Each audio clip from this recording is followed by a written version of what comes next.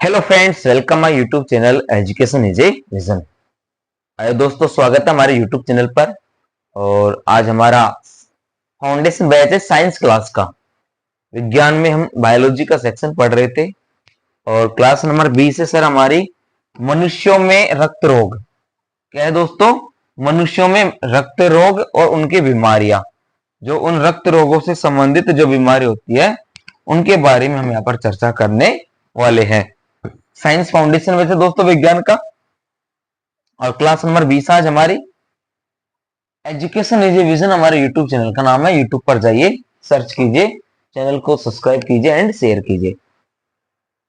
All India exam, जितनी central government, state government, कोई सा भी सब्जेक्ट हो, साइंस है, मैथ है, जीके है, रीजनिंग है ना, इंग्लिश है, या फिर टेक्निकल का क्षेत्र देख लो आप, इलेक्ट्रिकल इंजीनियरिंग है, उन सभी चीजों के लिए यहाँ पर हमने आपको फाउंडेशन बैच दे रखे हैं। आप अच्छे से अपनी तैयारी को कर सकते हो और अपने स्कोर को आगे बढ़ा सकते हो। और खासकर जो 5 तारीख से एनटीपीसी एग्जाम शुरू होने वाली है उनके लिए भी मोस्ट कंटेंट है, इनमें से बहुत से क्वेश्चन पूछे जाएंगे। चलिए आगे बढ़ते हैं कंटेंट की तरफ। और आज की चर्चा यह है हमारी कि मनुष्यों में रक्त रोगों की सूची क्या है। देखो, रक्त हमारे शरीर में संचार करता है।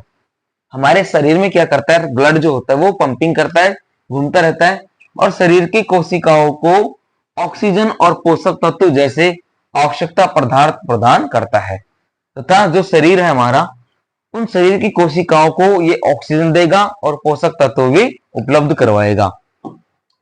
यह जीवन के लिए आवश्यक है और रक्त का कोई विकल्प नहीं है। रक्त के बिना लाइफ संभव है नहीं। Without blood we can not survive our life. कि अगर शरीर में रक्त नहीं है तो हमारा जीवन यानी कोशिकाओं में जीवन संभव हो ही नहीं पाएगा, ना ऑक्सीजन बन पाएगी, ना पोषक तत्व बन पाएंगे और इंसान जीवित नहीं रह पाएगा। ठीक है, इसलिए कुछ सामान्य रक्त विकारों के बारे में जानना महत्वपूर्ण है जो स्वास्थ्य को प्रभावित कर सकते हैं। तो उन विकार यानी बीमारियों के बारे में हम चर्चा करते हैं। और ये देखिए दोस्तों, हमारा ब्लड डिजीज है इन ह्यूमन, कि मनुष्यों में ब्लड डिजीज कैसे होते हैं। जो प्लेसेंटा होते हैं, बड़ी बड़ी ब्लड सेल्स होते हैं, है ना, ब्लड के हैं। देखो, ये जो बड़े बड़े प्लेसेंटा है, मनुष्य में रक्त रोगों की सूची के बारे में यहाँ पर हम चर्चा कर रहे हैं। और ये सूची कैसी है कि जो रक्त में विभिन्न प्रकार की बीमारियां होती है ना, वायरल डिजीज हो जाती है ब्लड सेल्स में ना, उन सभी चीजों के बारे में यहाँ पर बारीकी से चर्चा करेंगे। चलिए आगे बढ़ते हैं दोस्तों। देखिए, रक्त हमें जीवित रखने के लिए महत्वपूर्ण है। यह कार्बन डाइऑक्साइड और अन्य अपशिष्ट पदार्थों को फेफड़ों, गुर्दे और पाचन तंत्र तक ले जाता है ताकि इसे शरीर से बाहर निकाला जा सके। यह क्या करता है, अन्य अपशिष्ट पदार्थों को जैसे फेफड़े हैं, गुर्दे हैं और पाचन तंत्र तक ले जाता है ताकि इसे शरीर से बाहर निकाला जा सके। यह शरीर के सभी हिस्सों में ऑक्सीजन और पोषक तत्व भी पहुंचाता है। और ये जो शरीर के सारे हिस्से हैं, हमारी जो कोशिकाएं हैं, उनके माध्यम से पूरे शरीर में ऑक्सीजन और पोषक तत्व भी पहुंचाता है। जैसा कि हम जानते हैं कि मानव रक्त प्लाज्मा, लाल रक्त कोशिकाओं, सफेद रक्त कोशिकाओं यानी आरबीसी एंड डब्ल्यूबीसी, ठीक है, और प्लेटलेट्स, इनसे बना होता है, जिसमें हीमोग्लोबिन एक प्रचुर मात्रा में पाया जाता है। ये लाल रक्त कोशिकाएं शरीर के ऊतकों तक ऑक्सीजन पहुंचाती हैं। श्वेत रक्त कोशिकाएं संक्रमण से लड़ती हैं और प्लेटलेट्स तक रक्त का थक्का जमाने में मदद करती हैं, तथा प्लेटलेट्स में रक्त का थक्का भी ये जमाती हैं। आपको ये बता दें कि जो रक्त विकार हैं वो रक्त के तरल भाग को भी प्रभावित कर सकते हैं। जो रक्त के विकार हैं, रक्त की बीमारी है, वो रक्त का जो तरल भाग होता है उसको भी क्या कर सकते हैं, ये प्रभावित कर सकते हैं, जिसे प्लाज्मा के नाम से जाना जाता है। और उस रक्त विकार को दोस्तों प्लाज्मा के नाम से जानते हैं। आइए कुछ सामान्य रक्त विकारों के बारे में जानें जो आपको या आपके स्वास्थ्य को प्रभावित कर सकते हैं।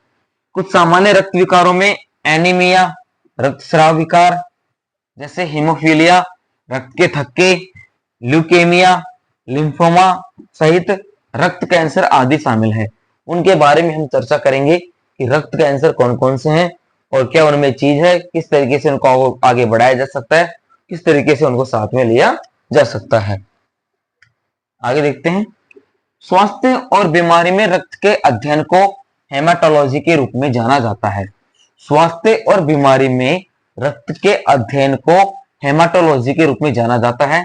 इसमें लाल रक्त कोशिकाओं, सफेद रक्त कोशिकाओं, प्लेटलेट्स, रक्तवाहिकाओं, अस्थि मज्जा, लिम्फ नोड्स आदि से संबंधित समस्याओं का अध्ययन किया जाता है। मूल रूप से एक हेमाटोलॉजिस्ट एक मेडिकल डॉक्टर होता है जिसे कई रक्त स्थितियों वाले रोगियों के इलाज का विशेष ज्ञान होता है। जो क्या करता है, उनके अनुसार उस हेमाटोलॉजिस्ट मेडिकल जो होता है वो डॉक्टर उन रक्त की बीमारियों के बारे में चर्चा करता है और उनके बारे में पता लगाता है कि इसमें किस चीज की कमी है और किस चीज की इसको आवश्यकता है। उन सभी के बारे में वहां पर पता लगाया जाता है।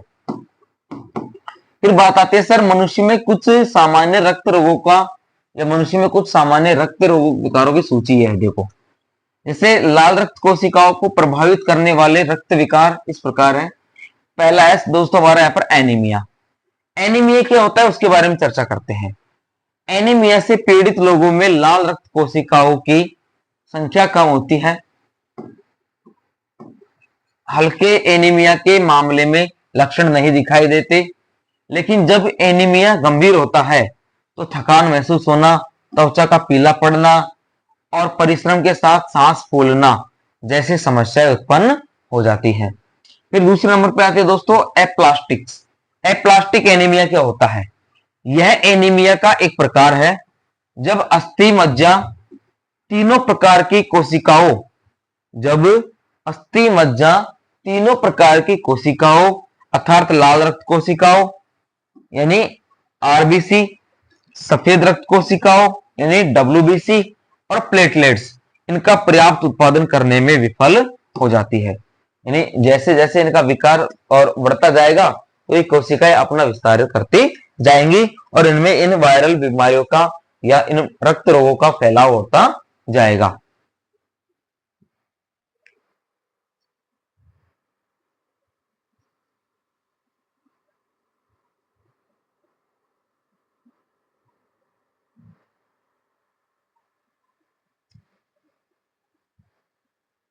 फिर आगे चर्चा करते हैं दोस्तों आयरन की कमी से होने वाली बीमारी। देखो, सबसे बड़ी चीज है यदि आपके रक्त में आयरन की कमी है तो आपके अंदर कुछ भी नहीं है। हमारा जो ब्लड होता है उसके अंदर मुख्य जो पोषक तत्व होता है, जो प्रोटीन होता है, वो क्या होता है? आयरन होता है। तो ये जो आयरन ऐसा चीज है रक्त के अंदर जो रक्त को मजबूत करता है और डब्ल्यूबीसी आरबीसी के अनुसार प्लेटलेट्स को बढ़ाता है एवं जो हमारा हीमोग्लोबिन होता है रक्त परिसंचरण उसमें आयरन की बहुत महत्वपूर्ण भूमिका होती है। देखिए, शरीर में लाल रक्त कोशिकाओं के निर्माण के लिए शरीर में लाल रक्त कोशिकाओं के निर्माण के लिए आयरन एक महत्वपूर्ण घटक है। आयरन की कमी से होने वाले एनीमिया का सामान्य कारण आयरन का सेवन कम होना। यदि हम आयरन का सेवन कम कर रहे हैं, पोषक तत्व कम ले रहे हैं और मासिक धर्म के कारण रक्त की कमी है एवं जो लेडीज में जो पीरियड्स की जो प्रॉब्लम होती है मंथली सर्कल उसके कारण भी आयरन की कमी आ जाती है महिलाओं में। अल्सर या कैंसर के कारण मान लो किसी के पेट में अल्सर हो गए, वो जो घाव होने लग जाता है जिसमें फिर धीरे धीरे ब्लड में आयरन की कमी हो जाती है। या फिर कोई व्यक्ति कैंसर से पीड़ित है तो धीरे धीरे उसके खून का पानी बनने लग जाता है। वो खून का पानी बनने का कारण क्या होता है? वही आयरन की कमी आने लगती है। और यह जीआई ट्रैक्ट से रक्त की कमी के कारण भी हो सकता है। उपचार में आयरन की गोलियां या कभी कभी रक्त चढ़ाना शामिल है। कभी कभी आयरन की गोलियां भी दी जाती है उपचार के लिए, तो कभी कभी ब्लड सेल्स भी या रक्त भी चढ़ाया जाता है। फिर चौथे नंबर पे आता है दोस्तों हमारा sickle cell anaemia. Sickle cell anaemia क्या होता है? देखो, यह एक वंशानुगत रक्त विकार है जिसमें रक्त कोशिकाएं सिकल या सी आकार की होती हैं। जिसमें रक्त कोशिकाएं सिकल या सी आकार की होती हैं और रक्त के प्रवाह को अवरुद्ध करती हैं एवं रक्त के प्रवाह को ये अवरुद्ध कर देती हैं। सिकल सेल के गुच्छे अंगों और अंगों में रक्त के प्रवाह को अवरुद्ध कर सकते हैं और दर्द, गंभीर संक्रमण और अंग क्षति का कारण बन सकते हैं। एवं इनके अंग क्षति भी होती है, गंभीर बीमारी है, संक्रमण है, इन सभी रोगों के कारण वो विक्षेपित हो सकता है। फिर आगे बात आती है दोस्तों हमारा क्रोनिक बीमारी का एनीमिया। 5वां नंबर है क्रोनिक बीमारी का एनीमिया। ये क्या है देखो, किडनी की बीमारी, ये क्या होती है, किडनी की बीमारी होती है। किडनी की बीमारी या किसी अन्य क्रोनिक बीमारी से पीड़ित लोगों में इस तरह का एनीमिया विकसित होने की संभावना अधिक होती है। कोई मान लो क्रोनिक पेशेंट है, किडनी का पेशेंट है, तो उन लोगों में इस प्रकार की बीमारी होने के ज्यादा चांसेस होते हैं। आमतौर पर क्रोनिक एनीमिया के लिए उपचार की आवश्यकता नहीं होती है, एवं आमतौर पर एनीमिया के लिए उपचार की आवश्यकता नहीं होती है। कुछ लोगों में रक्त कोशिकाओं के उत्पादन को उत्तेजित करने या रक्त आधान के लिए सिंथेटिक हार्मोन इंजेक्शन दिया जाता है, और उस सिंथेटिक हार्मोन इंजेक्शन से वो रक्त कोशिकाओं को आगे बढ़ाया जा सकता है या उनको एनीमिया को ठीक किया जा सकता है। फिर आगे देखते हैं घातक एनीमिया। घातक एनीमिया क्या होता है दोस्तों, यह एक ऐसी स्थिति है जो शरीर को आहार में पर्याप्त मात्रा में विटामिन B12 को अवशोषित करने से रोकती है। यह पेट की कमजोर परत या ऑटोइम्यून स्थिति के कारण भी हो सकता है। 7वें नंबर पे आता है दोस्तों हमारा थैलेसीमिया। यह एनीमिया का एक आनुवांशिक रूप है जो ज्यादातर भूमध्य सागरीय विरासत वाले लोगों को प्रभावित करता है। जो ज्यादातर भूमध्य सागरीय विरासत वाले लोगों को प्रभावित करता है। ज्यादातर लोगों में इसके लक्षण नहीं होते हैं, और ज्यादातर लोगों में इस थैलेसीमिया के लक्षण नहीं होते हैं और उन्हें किसी उपचार की जरूरत भी नहीं होती। लेकिन दूसरों को एनीमिया के लक्षणों से राहत पाने के लिए रक्त आधान की जरूरत पड़ सकती है। लेकिन जो दूसरे व्यक्ति हैं उनको एनीमिया के लक्षणों से राहत पाने के लिए, इलाज पाने के लिए रक्त आधान की जरूरत भी पड़ सकती है। 8वें नंबर पे आता है दोस्तों हमारा यहाँ पर पॉलीसिथेमिया। Polycythaemia vera. देखो पॉलीसिथेमिया एक रक्त कैंसर है। ये क्या, एक ब्लड कैंसर का रूप है जो जीन उत्परिवर्तन के कारण होता है। जो जीन उत्परिवर्तन यानी जो जेनेटिक चेंजेस होते हैं बॉडी के अंदर, उनके कारण होता है। जो लोग इस बीमारी से पीड़ित हैं उनकी अस्थि मज्जा बहुत अधिक लाल रक्त कोशिकाओं का उत्पादन करना शुरू कर देती है। उनकी अस्थि मज्जा बहुत अधिक लाल रक्त कोशिकाओं का उत्पादन करना शुरू कर देती है। इससे रक्त गाढ़ा हो जाता है और धीरे धीरे बहता है, जिससे रक्त के थक्के बनने का खतरा हो सकता है। तो दूसरी ओर दिल के दौरे या स्ट्रोक का कारण बन सकता है। जो दिल का दौरा पड़ना, स्ट्रोक पड़ना, हार्ट अटैक आना, इनके कारण इसके कारण ये बीमारी भी हो सकती है। उपचार में फ्लेबोटोमी या आपकी नसों में रक्त निकालना और दवा शामिल है। इसका उपचार किया जा सकता है। मेन उपचार है दोस्तों इसका फ्लेबोटोमी। फ्लेबोटोमी इसका मुख्य उपचार है, और इस उपचार से या आपकी जो नसों में जो रक्त भर जाता है उसको निकालना, दवा देना, ये सब इसके उपचारों में शामिल है। अब बात आती है दोस्तों श्वेत रक्त कोशिकाओं को प्रभावित करने वाले रक्त विकार इस प्रकार हैं। देखो श्वेत रक्त कोशिकाएं क्या होती हैं, और ये श्वेत रक्त कोशिकाएं जो रक्त को प्रभावित करती हैं उनके विकार कौन कौन से होते हैं। लिम्फोमा पहला आता है दोस्तों हमारा लिम्फोमा। यह एक प्रकार का रक्त कैंसर है। लिम्फोमा एक प्रकार का रक्त कैंसर है जो लसिका तंत्र में विकसित होता है। जो किसमें विकसित होता है दोस्तों, लसिका तंत्र में विकसित होता है। इस प्रकार के कैंसर में श्वेत रक्त कोशिकाएं घातक हो जाती हैं। क्या होता है, इस प्रकार के कैंसर में श्वेत रक्त कोशिकाएं घातक हो जाती हैं, बढ़ती हैं और असामान्य रूप से फैलती हैं। बढ़ती जाती हैं एवं ये असामान्य रूप से फैल भी जाती हैं। लिम्फोमा के दो प्रमुख समूह हैं। क्या होता है दोस्तों कि लिम्फोमा के दो प्रमुख समूह हैं, हॉजकिन लिम्फोमा और नॉन हॉजकिन। कौन कौन से प्रमुख समूह है हमारे, हॉजकिन लिम्फोमा और नॉन हॉजकिन लिम्फोमा। कीमोथेरेपी या विकिरण उपचार प्रदान किया जाता है। इसमें कीमोथेरेपी या विकिरण उपचार प्रदान किया जाता है जो जीवन को बढ़ाता है। जो क्या करता है, जीवन को बढ़ाता है और कभी कभी इसे ठीक भी करता है। और कभी कभी इस बीमारी से जीवन हमारा क्या होता जाता है दोस्तों, ठीक भी हो जाता है। फिर आगे देखते हैं दोस्तों ल्यूकेमिया। दूसरे नंबर पर है हमारा ल्यूकेमिया। ये क्या होता है? यह भी एक रक्त कैंसर का प्रकार है। ल्यूकेमिया भी एक प्रकार का रक्त कैंसर है जिसमें श्वेत रक्त कोशिकाएं घातक हो जाती हैं, और इस कैंसर के अंदर जो हमारे श्वेत रक्त कोशिकाएं हैं वो बहुत ही घातक साबित होती हैं और अस्थि मज्जा के अंदर गुणा करती हैं। यदि तीव्र हो सकता है, जो तेजी से और गंभीर होता है, या जीर्ण हो सकता है। जो धीरे धीरे बढ़ता है, उपचार कीमोथेरेपी या स्टेम सेल प्रत्यारोपण, अस्थि मज्जा प्रत्यारोपण है, और इसके परिणाम स्वरूप इलाज हो सकता है। और इस अस्थि मज्जा प्रत्यारोपण है जिसमें इसी के परिणाम स्वरूप कीमोथेरेपी के द्वारा और स्टेम सेल प्रत्यारोपण के द्वारा इसका उपचार किया जा सकता है।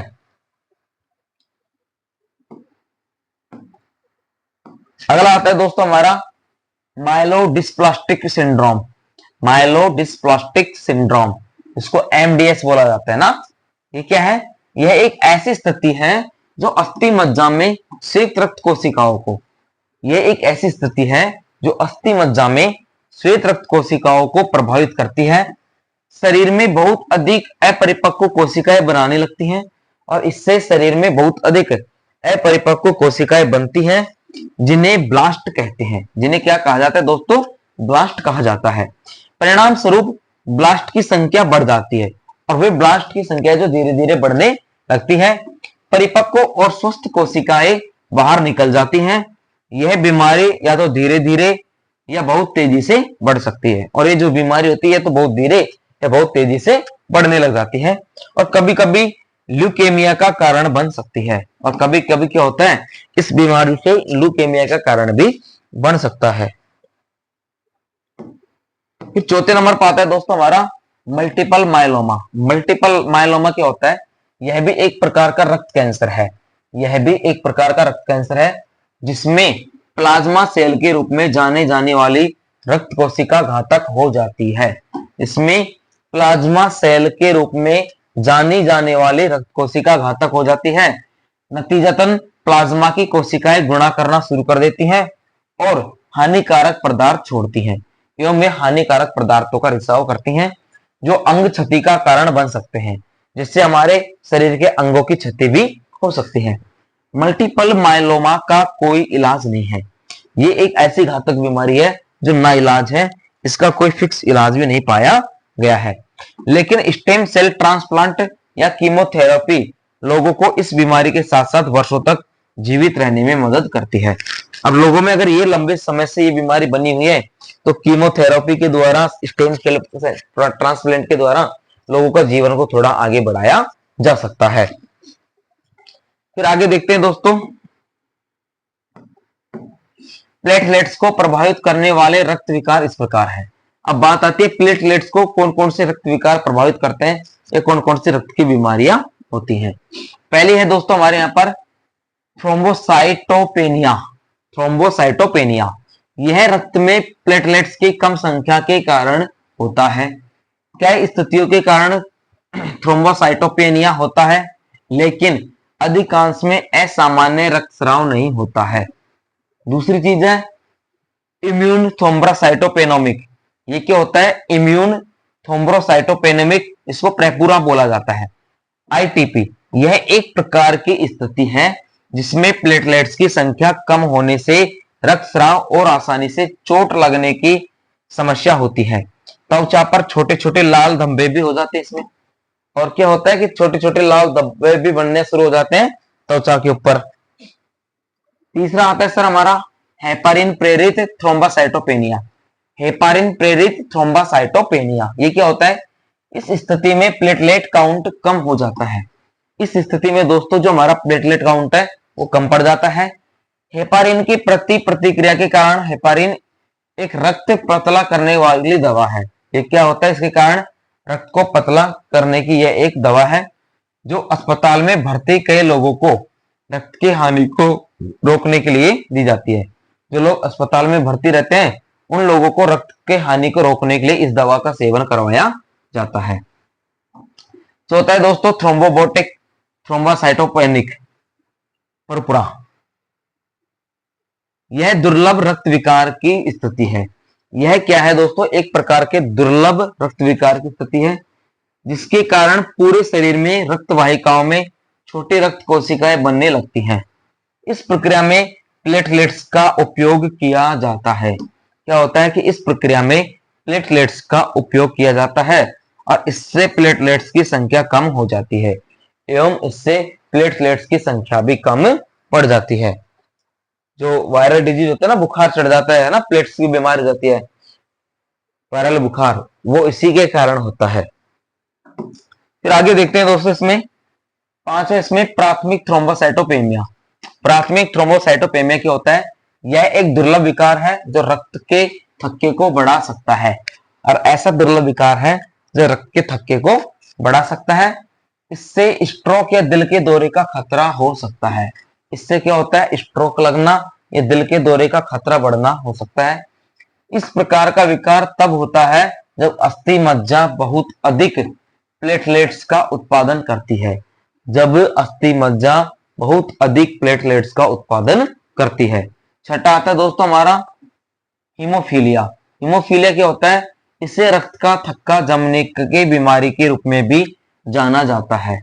इसे रक्त का थक्का जमने की बीमारी के रूप में भी जाना जाता है।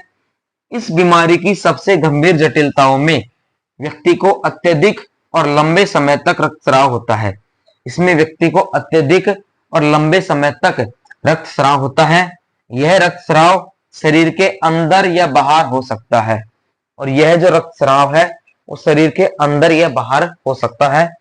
रक्तस्राव बिना किसी स्पष्ट कारण के भी शुरू हो सकता है, और ये जो रक्तस्राव होता है वो बिना किसी स्पष्ट कारण के भी शुरू हो सकता है।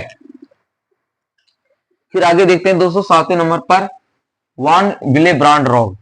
वान विलेब्रांड रोग कौन सा होता है? यह एक वंशानुगत बीमारी है। यह क्या है दोस्तों? एक वंशानुगत बीमारी है और सबसे आम वंशानुगत रक्तस्राव विकार है। यह वान विलेब्रांड फैक्टर VWF नामक प्रोटीन की कमी के कारण होता है। किसके कारण दोस्तों? वान विलेब्रांड फैक्टर ना, VWF नामक एक प्रोटीन की कमी के कारण होता है, जो रक्त को जमने में मदद करता है। जो क्या करता है दोस्तों? रक्त को जमने में मदद करता है।